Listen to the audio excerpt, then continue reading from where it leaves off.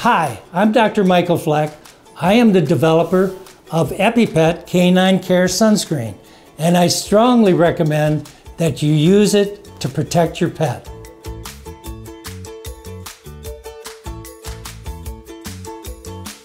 Probably the top breed of dog would be those dogs that are hairless, like the Chinese crested, or any other hairless dogs would be priority breeds for it. But I do follow that every breed of dog that I've been associated with has experienced some sunburn and experienced some skin cancer.